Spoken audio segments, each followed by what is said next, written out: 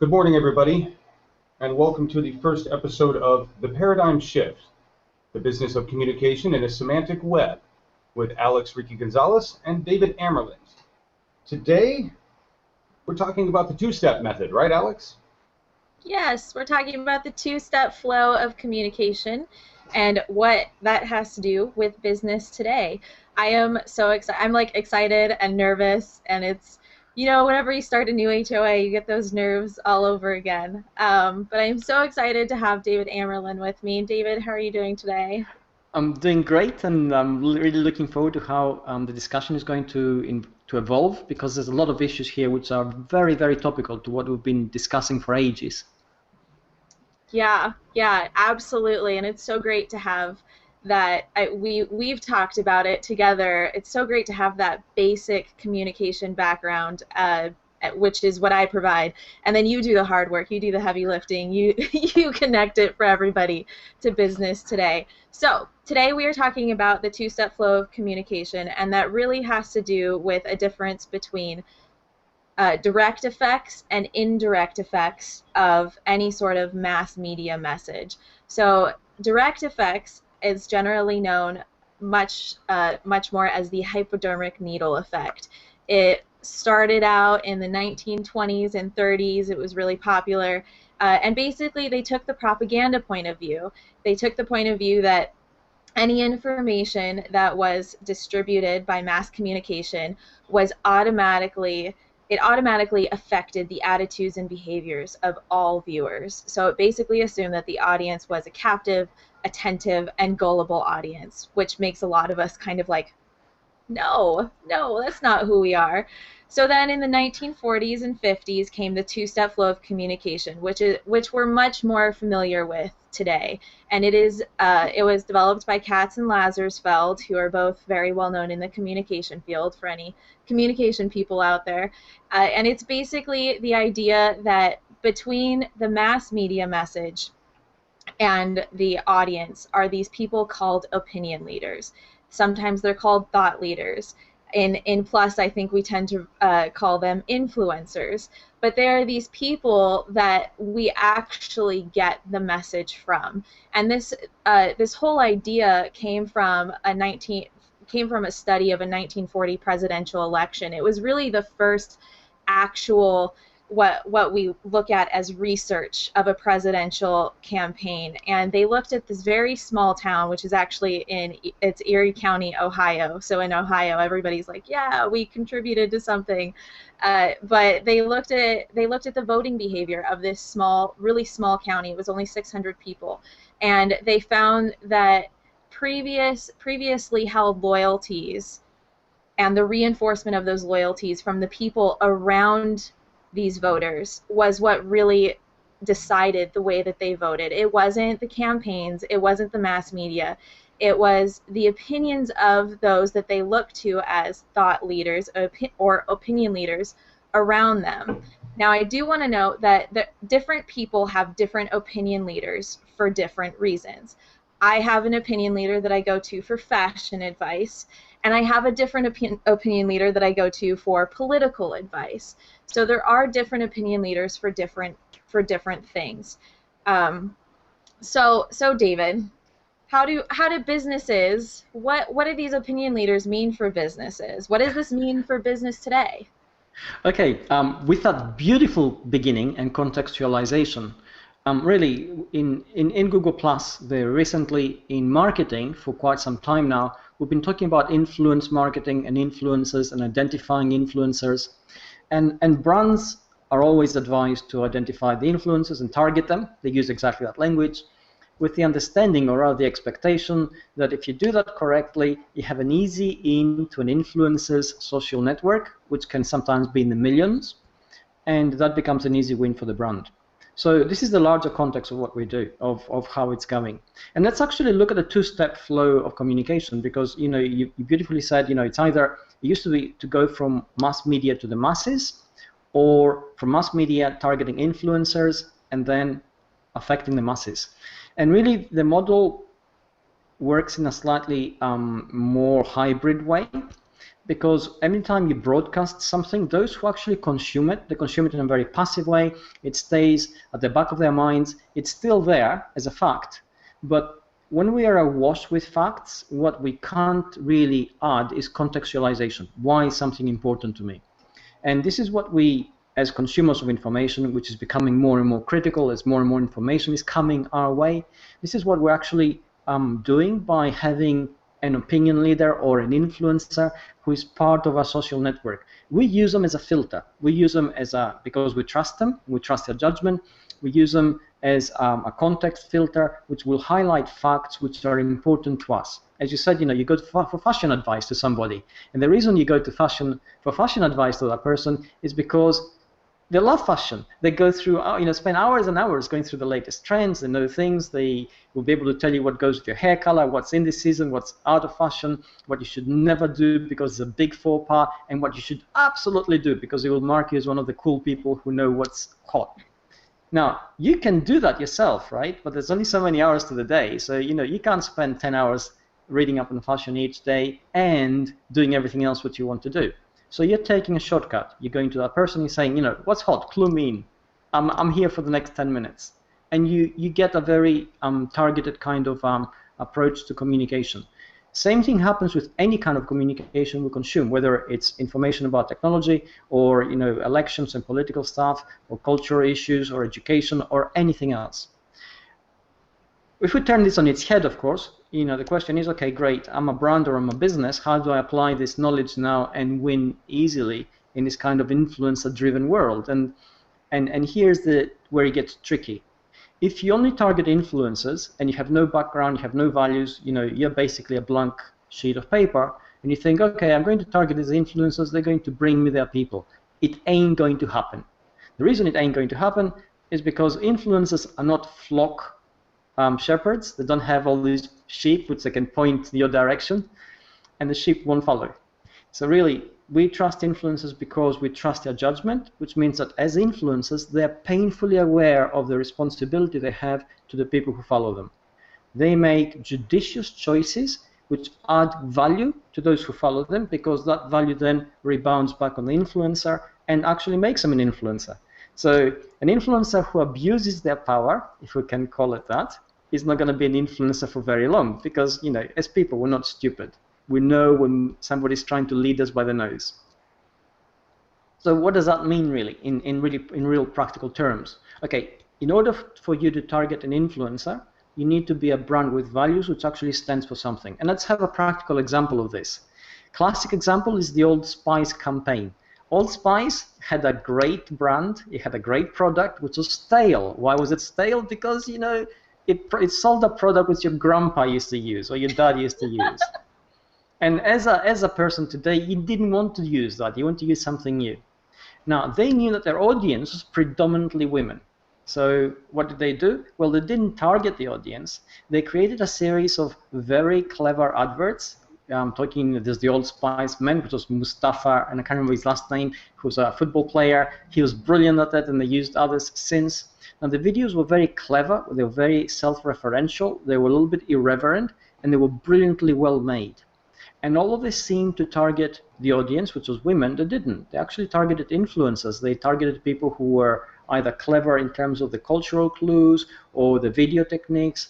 And they're the ones who actually talked about these videos, which then reached the target group because everybody else started talking about them, which then created the awareness of the product, which brought women. And the classic win for this, for Old Spice, was when Oprah actually talked about them, because they became so important. So they managed to reach a target audience by targeting influencers. But if we look at it, how they did it, they already had a conversation in place, so they were not brand new. Everybody knew their values. Everybody, at the end of the day, knew that the product they sold was great. There's nothing wrong with it. It was just stale and old.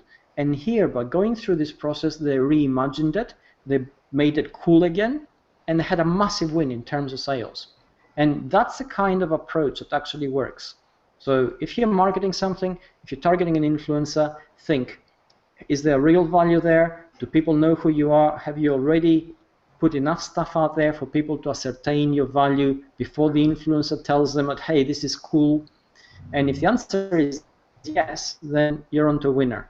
If the answer is no, then just targeting influencers, you're wasting your time. Just like if you're just targeting your target audience without going through an influencer, again, you're wasting your time because your target audience doesn't have the time to filter the content and say, is it good or is it not? Should I make a purchasing decision? Should I not? So that's how the two-step process actually works in terms of business. Something really interesting. I already have a couple of really interesting questions, but before I even go into those, something interesting that you did bring up is this idea of passivity versus activity, and Yes. I think that's important to talk about just for a second, because originally with the two-step flow of communication, we were talking about broadcasting. We were focusing on television ads, and we were focusing on magazines, and it was really about broadcasting a message. So how do you think this idea, we talk about influencers and Google Plus all the time. How does this idea work with the new social media atmosphere that we're working in right now, where it's not just broadcasting a message anymore? No, it's not. You have to actually do both. You need to have solid background in the information you put out so they can be passively consumed. And the reason you need that is because when you do that in the modern medium of communication, which is the web, you're basically giving control of your content and how it's consumed to the end user, to the people you're hopefully trying to target. And then you need to actively engage both the target audience and the influencers in one go. And I'll give you another example. And this is Pfizer. Pfizer, who produce Viagra, the little blue pill, has been for the last 4 or 5 years one of the most successful pharmaceutical companies in the US in terms of profitability. It's either been steadily at the #1 slot or the #2 slot. I think it's actually been #1. They haven't slipped yet. This is how they got there. Now, because they're pharmaceutical, they can't advertise. They can't target doctors who prescribe their products. They can't put any adverts on the web. They can't advertise in magazines. There's a tremendous number of laws and legislature restricting what they can do. And this is how they got around it in a very clever way, using the two-step method of communication. They created a database of every illness covered by their products, without ever mentioning their products, giving complete breakdown of illnesses, side effects, possible prescriptions, possible symptoms, and basically describing everything apart from the cure or the projected cure, which is their product.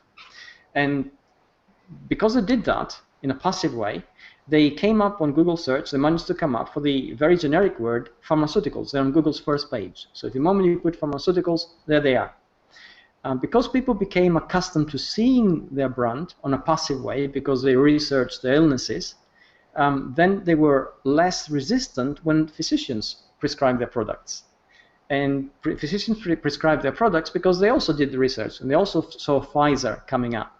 So basically, through this passive way, without engaging in a direct dialogue of buying my stuff, they were able to create the brand awareness, which then became the active part of the conversation between physician and patient. And that gave them a win, and it continues to do so. And this is an example of how they actually did it through utilizing correctly the passive domain before they got into the active one.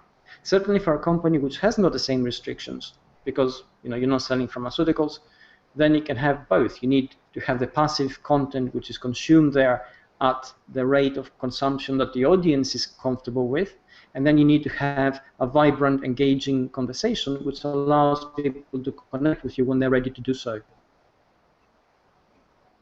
Absolutely, absolutely. It's so interesting.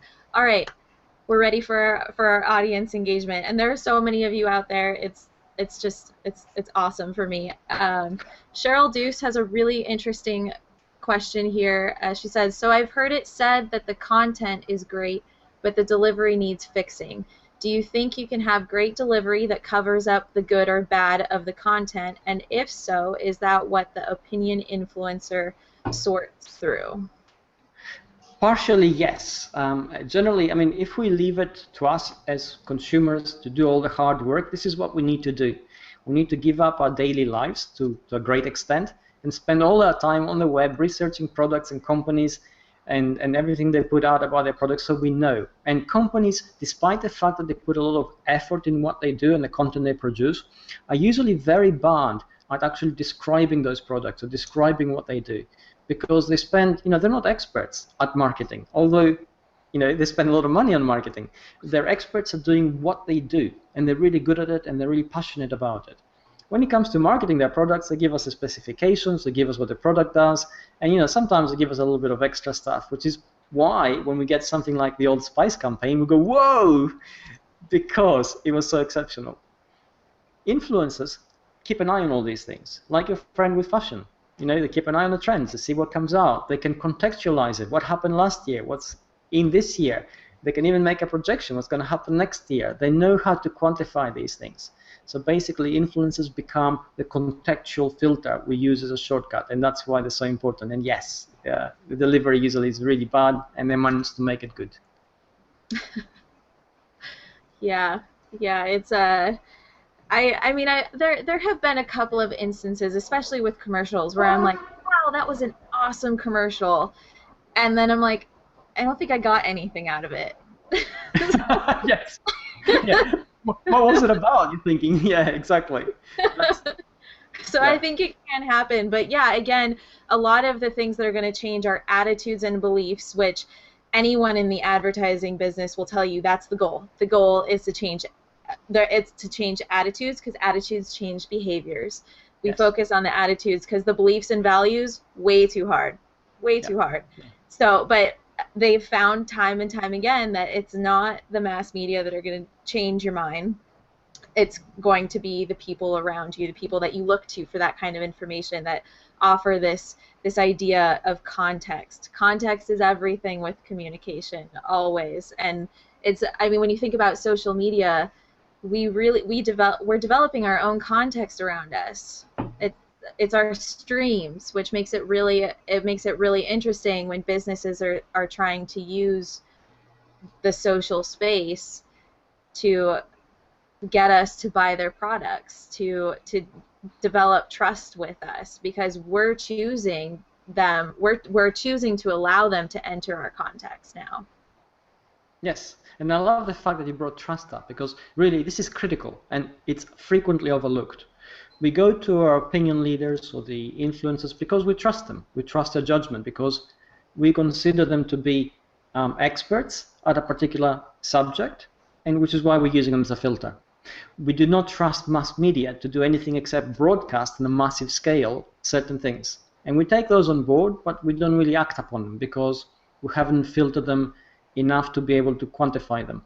So trust is critical, and that's why, you mentioned, values and beliefs and attitudes. Basically, this comes down to hearts and minds, right? Because if, first of all, somebody with trust will say, oh, this is really cool. And sometimes that's all they need to say. And then, our feeling changes about it, which is our heart. And then we begin to use our mind about it and say, why do you think you're cool? And we do our own research and we think, oh, I wouldn't mind this. It's actually pretty cool itself. But it's exactly how it begins. So you're right. Absolutely. So Scott Scowcroft brings up a really interesting statement. I wonder what role instant feedback plays in vetting and validating influencers. This is interesting because we're talking about social media. Social media has made that vetting and that instant feedback so instantaneous for a lot of us. So what do you think, David? Well, it's basically magnified the pressures. We used to think of an influencer, somebody who had a certain following, and that following gave them some kind of credibility, and then we're able to take their opinion on board. And in the traditional time lag, perhaps we could have a degradation or a selling out of the influencer, but we wouldn't be able to see that until perhaps a year later or 6 months later. And now we can see it instantaneously pretty much, because the moment you sell out, I could say, hey guys, you should all buy a Ford tomorrow. And I happen to be paid by Ford, let's say. You're going to say, hey David, what kind of car are you driving? It becomes, suspect immediately, right? So that immediately changes everything. I think it keeps everybody more honest. And in many ways, and I love this is the panopticon world, right? We can see everybody in all directions at all times. It keeps honesty It keeps us honest, no matter what, whether you want to or not. So I think it's brilliant. And yes, it decreases the pressure for the good. It does. It does. But do you think that just playing devil's advocate, that it can work against us, that instant feedback? I mean, if as an influencer we accidentally slip up, we're kind of instantly called out for it, right? Yeah, absolutely. I think, well, yes, and it happens. Okay, it happens quite frequently. I think, first of all, we're under pressure all the time, and that's good. Okay, there's no resting on your laurels, because if you're an influencer and people listen to you, then you really do have a responsibility, and you need to take that seriously. Otherwise, you shouldn't really be in that role. So the moment you step into that role, you have to take that on board. The second thing is that the moment you step into that role, there's nothing which is given. The divine right of kings to rule is long gone. So if you are an influencer, you're constantly proving yourself pretty much in everything you say. I know it sounds harsh, and I know it sounds difficult, but that's what it is. So take that on board. And everybody has a right to challenge you. There's absolutely nothing wrong with that. And again, it's hard and difficult, but it's the way things are. It is. It is. It takes a very I think it takes a first very quick person to be you really have to know what you're talking about when you're going to take on that influencer role. And I think you also have to, you kind of have to have a thick skin. You influence. Well, let's okay.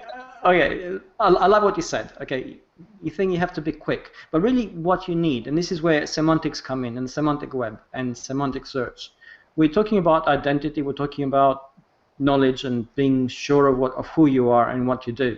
So really, what you do is you establish specific boundaries.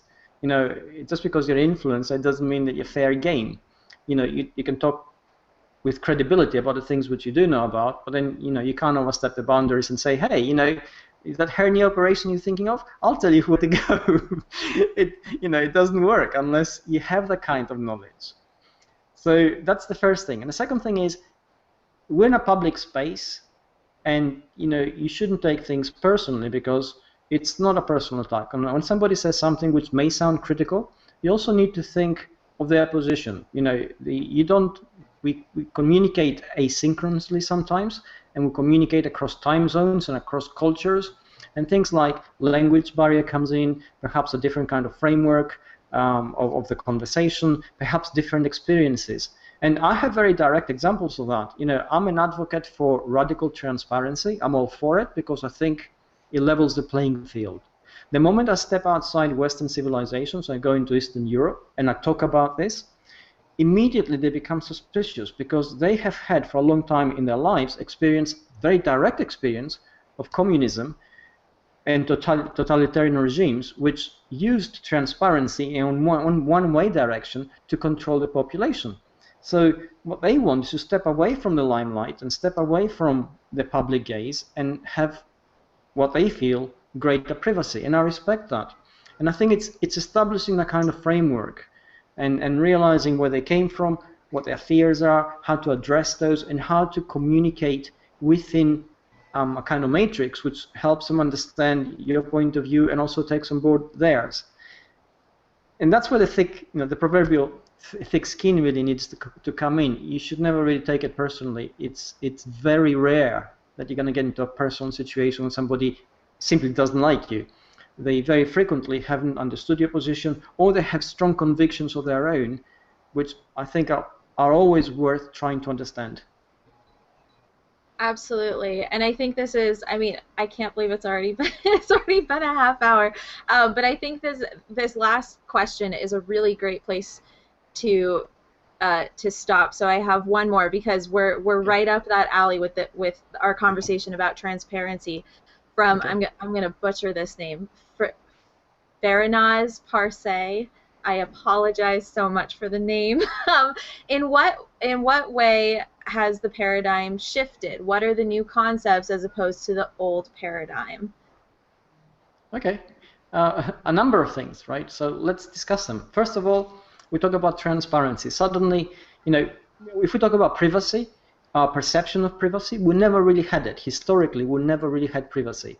Whoever was in power could basically do anything at any time if they so wished, and the expenditure of time, effort, and energy justified it. For the first time ever, we can actually see that in action. So suddenly the playing field is leveled, and we can direct our gaze back at them and demand that they be as transparent. So this changes the balance of power. Second thing, talk about influencers, people who are perceived as having some kind of power themselves and being influenced, being capable of influencing their followers. And we just talked about them being challenged. You can challenge anybody at any time. In the past, you didn't. An influencer was safe behind a label. He was a doctor, he was an architect, he was an expert, he was a celebrity, and you never really got to question them. It was almost, it was like their word was dogma, and we don't have that anymore. And the third thing is, we live in a world where we're seeing barriers fall all the time. We're constantly having to re-educate ourselves, take on new skills, new knowledge, new perceptions, and then level that new gaze back at the world and redefine how we see it.